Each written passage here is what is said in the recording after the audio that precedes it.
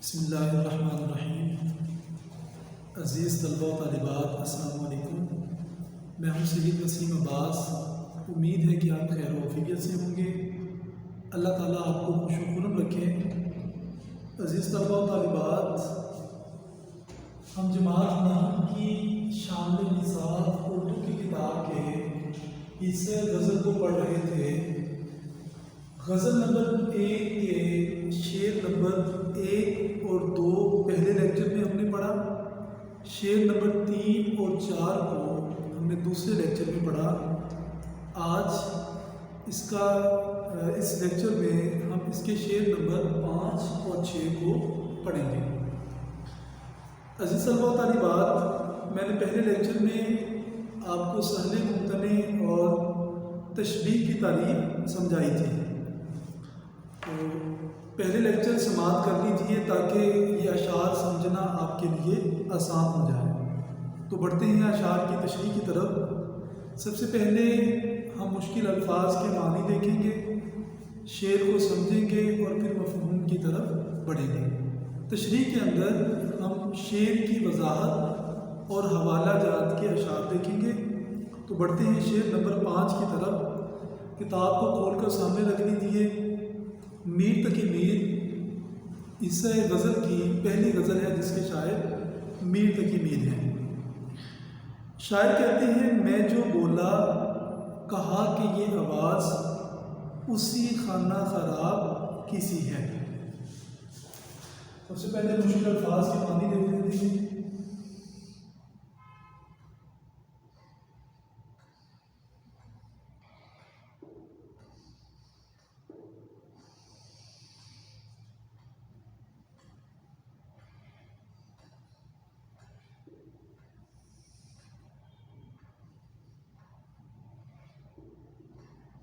خانہ خراب،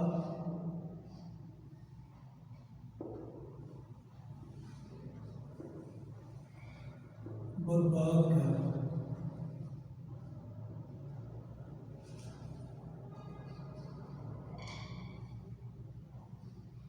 کسی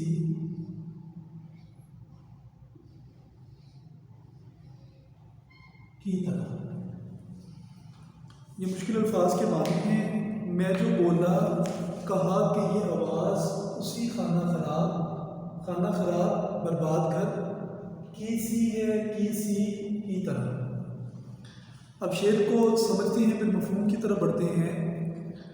شاعر کہتے ہیں، میں جو بولا، عاشق جب بولا کہا تو محبوب نے کہا۔ یہ درمیان میں سکتہ کی علامت لگائی ہے۔ میں جو بولا یہ منسوب ہے عاشق کی طرف، کہا کہ یہ آواز کس نے کہا؟ محبوب نے کہا۔ میں جو بولا، عاشق نے جب محبوب کو پکارا، کہا کہ یہ آواز اسی خانہ خراب کسی ہے، تو محبوب کہنے لگا کہ یہ آواز اسی عاشق ویران گھر کی ہے۔ دوبارہ پھر سمجھ لیجیے۔ عاشق نے محبوب سے کلام کیا، محبوب نے بات سن کر کہا کہ لگتا ہے کہ یہ آواز اسی خراب گھر کی ہے، ویران گھر کی ہے۔ تو اب چلتے ہیں اس کے مفہوم کی طرف۔ عاشق کی آواز سن کر محبوب کہنے لگا کہ یہ آواز اسی گھر ویران کی ہے، یعنی خانہ خراب، برباد گھر، ویران بھی کہہ سکتے ہیں، برباد بھی کہہ سکتے ہیں۔ تو دوبارہ پھر سماعت کر لیجیے۔ عاشق کی آواز سن کر محبوب کہنے لگا کہ یہ آواز اسی خانہ ویران کی ہے۔ عزیز طلبہ و طالبات، اب ہم چلتے ہیں اس کی تشریح کی طرف۔ تشریح طلب شعر میں شاعر میر تقی میر بیان کرتے ہیں کہ ایک عاشق جب اپنے محبوب سے ملاقات کرنے کے لیے اس کی محفل میں جاتا ہے، محبوب نظر التفات عاشق کی طرف نہیں کرتا۔ عاشق بے چینی کے ساتھ محبوب کی محفل کے چکر کاٹتا رہتا ہے۔ ایک دن کچھ ہمت کر کے عاشق اپنے محبوب سے کلام کرنا چاہتا ہے اور اپنے محبوب کو محبت بھرے الفاظ سے پکارتا ہے۔ محبوب عاشق کے حالات سے واقف ہوتا ہے۔ محبوب کو پتہ ہے کہ عاشق کے گھر کے حالات میری وجہ سے خراب ہوئے ہیں، اسے جو در در کی ٹھوکروں کا سامنا کرنا پڑ رہا ہے یہ میری محبت میں ناکامی کی وجہ سے ہے۔ محبوب کے ظلم و ستم کی وجہ سے عاشق در در کی ٹھوکریں کھا رہا ہے۔ عاشق جب اپنے محبوب کو پکارتا ہے اور اسے اپنی طرف متوجہ کرنے کی کوشش کرتا ہے تو محبوب بول کر کہتا ہے کہ یہ آواز اسی خانہ خراب کی ہے۔ اس کا ایک مطلب یوں بھی بن سکتا ہے کہ عاشق محبوب کے در کے چکر کاٹتا رہتا ہے۔ محبوب عاشق کو بلا دیتا ہے بے رخی کی وجہ سے۔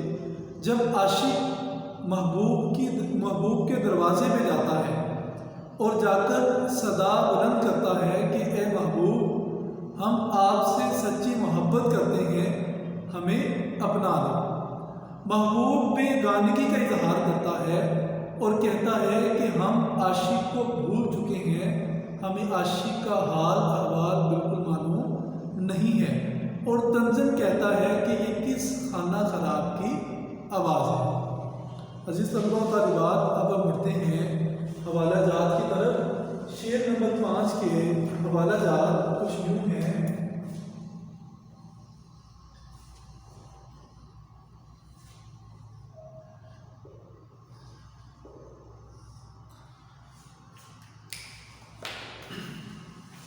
دل کی بات لبوں پر لا کر اب تک ہم دکھ سہتے ہیں۔ یعنی عاشق اپنے محبوب کی گلی میں جاتا ہے یا اس کی محفل میں جاتا ہے تو دل کی بات پہلی بات ہے زبان پہ لاتا ہی نہیں، اور اگر عاشق دل کی بات زبان پر لے آئے تو اسے محبوب کی طرف سے بے رخی کا سامنا کرنا پڑتا ہے، بے رخی کو برداشت کرنا پڑتا ہے۔ شاعر کہتے ہیں کہ ہم دل کی بات لبوں پر لا کر اپنے محبوب کی طرف سے ملنے والے دکھ سہتے ہیں۔ ہم نے سنا تھا اس بستی میں دل والے بھی رہتے ہیں۔ یعنی عاشق اپنے محبوب سے اس بات کی امید رکھتا ہے کہ محبوب اسے اپنا لے گا، لیکن اس نے نہیں اپنایا۔ عاشق کو معلوم ہو چکا ہے کہ اس بستی میں دل والے بھی رہتے ہیں۔ عزیز طلباء و طالبات، یہ پہلا شعر نمبر 5 تھا۔ اب ہم بڑھتے ہیں شعر نمبر 6 کی طرف۔ سب سے پہلے الفاظ معنی دیکھیں گے۔ آتش غم میں دل بنا شاید، دیر سے بو کباب کسی ہے۔ الفاظ معنی لکھ لیجیے۔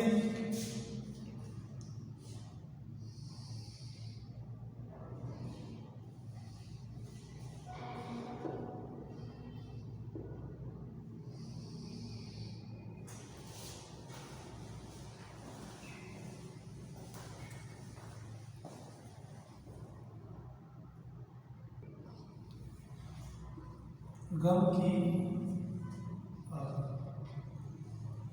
عزیز طلباء و طالبات، اس میں دو بات میں نوٹ کر لیجیے۔ چونکہ یہ ہمارے سلیبس میں ایک شاعر کا تخلص بھی ہے آتش، تو بچے اس کو زبر کے ساتھ پڑھتے ہیں۔ اس کو زبر کے ساتھ نہیں پڑھنا بلکہ آتش زیر کے ساتھ ہوتا ہے۔ اس کا مطلب ہے آگ۔ آتش غم کی آگ، یعنی عاشق کو محبوب کی طرف سے جو غم ملتے ہیں، شاعر نے کہا ہے کہ وہ غم کی آگ کی طرح، یعنی آگ کی طرح ہے۔ یعنی جس طریقے سے انسان کو آگ جلا دیتی ہے، اسی طریقے سے محبوب کی طرف سے ملنے والے غم بھی جلا دیتے ہیں۔ بھولنا،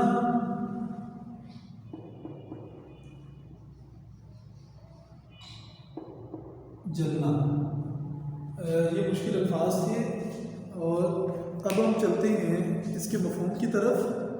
آتش غم، غم کی آگ، دل بنا شاید دل جلتا ہے، دیر سے بو کباب کسی ہے، بو خوشبو کباب، گوشت کے ٹکڑے کی اسمیل، بدبو یا بو کہہ لیں یا خوشبو کہہ لیں اسے۔ اب اس شعر کو سمجھ لیجیے۔ آتش غم میں دل بھنا شاید، عاشق کو محبوب کی طرف سے ملنے والی تکلیفوں سے دل جلتا ہے، دیر سے بو کباب کسی ہے اور اس جلنے سے ایسی بو آتی ہے جیسے کباب کے جلنے کی ہوتی ہے۔ آتش غم میں دل بنا شاید، دیر سے بو کباب کسی ہے۔ مفہوم سماعت کر لیجئے۔ محبوب کی جدائی کے غم میں دل ایسے جلا جیسے کباب کے جلنے کی بو ہوتی ہے۔ عزیز طلباء و طالبات، اب ہم بڑھتے ہیں تشریح کی طرف۔ محبت یہ انسانی فطرت میں شامل ہے۔ انسان اپنے والدین سے محبت کرتا ہے، اپنے دوستوں سے محبت کرتا ہے، اپنے ہمسایوں سے، عزیز و اقارب سے محبت کرتا ہے، اور یہی وہ محبت ہوتی ہے کہ جو انسان کو انسانیت کے درجے پہ پہنچاتی ہے۔ عزیز طلباء و طالبات، جب انسان کسی کے ساتھ وفاداری کرتا ہے، انسان کو اسی انسان سے کئی دکھوں کا سامنا کرنا پڑتا ہے۔ حضرت علی مرتضیٰ کا قول ہے کہ آپ جس پر احسان کریں اس کے شر سے بچیں۔ تو شاعر کہتے ہیں کہ اپنوں کے غموں سے اس قدر دل جل رہا ہے، ایسے لگتا ہے کہ اس کے جلنے سے کباب کی بو آ رہی ہے۔ دراصل شاعر نے تمثیلی انداز اپنایا ہے اور مثال کے ذریعے سمجھا رہے ہیں۔ جس طریقے سے کوئی کباب جلے اور اس کے جلنے کی بو آتی ہے، شاعر کہتے ہیں کہ اپنوں نے اتنے دکھ دیے ہیں کہ اب دل سے بھی کباب کے جلنے کی بو آ رہی ہے۔ اگر اسے کلاسیکل موضوع میں دیکھا جائے تو اس کا موضوع یہ بنتا ہے کہ ایک عاشق جب اپنے محبوب سے محبت کر لیتا ہے تو سب سے پہلی تکلیف عاشق کو ملتی ہے کہ وہ محبوب کی بے رخی کو برداشت کرتا ہے۔ پھر محبوب ظلم و ستم کرتا ہے۔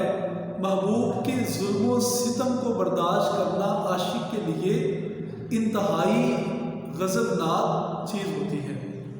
شاعر کہتے ہیں کہ محبوب کی طرف سے اس قدر تکلیف ملی ہے کہ دل جل رہا ہے اور دل کے جلنے سے ایسی بو آ رہی ہے جیسے کباب کے جلنے کی بو ہوتی ہے۔ اب ہم چلتے ہیں حوالہ جات کی طرف۔ شاعر کہتے ہیں شش جہر اب تو تنگ ہے ہم پر، اس سے ہوتے نہ ہم دو چار اے کاش۔ شش جہر 6 سمتیں، 4 کا تو ہمیں پتہ ہے، مشرق مغرب شمال جنوب۔ شاعر نے اوپر اور نیچے والی سمت کو ملا کر کہا ہے کہ یہ 6 جہتیں اب تو ہم پر تنگ ہیں، یعنی عاشق پر اب کسی بھی طرف چلا جائے عاشق، اس کو تکلیف کا سامنا کرنا پڑتا ہے۔ کیوں؟ کہتے ہیں اس سے ہوتے نہ ہم دو چار اے کاش، کاش کہ ہم اپنے محبوب سے محبت نہ کرتے۔ چلتے ہیں دوسرے حوالے کی طرف۔ دل مرا سوز سے نہا سے بے محابہ جل گیا، آتش خاموش کی مانند گویا جل گیا۔ دل میرا سوزش نہا پوشیدہ، چپکے سے، بے محابہ غیر ارادی طور پر، یعنی چپکے سے غیر ارادی طور پر دل میرا جل گیا۔ آتش خاموش کی مانند، جیسے ایک خاموشی انسان کو لے بیٹھتی ہے، ایسے ہی دل میرا جل گیا۔ عزیز طلباء و طالبات، آج ہم نے شعر نمبر 4 اور شعر نمبر 5 اور شعر نمبر 6 کو پڑھا ہے۔ اس کو اچھے طریقے سے تیار کر لیجئے اور اپنی نوٹ بک کی زینت بنا لیجئے تاکہ آپ کو امتحانات کے اندر کسی پریشانی کا سامنا نہ کرنا پڑے۔ تو آئندہ لیکچر کے ساتھ پھر ملاقات ہوگی آپ کے ساتھ، تو مجھے اجازت دیجیے، اللہ حافظ۔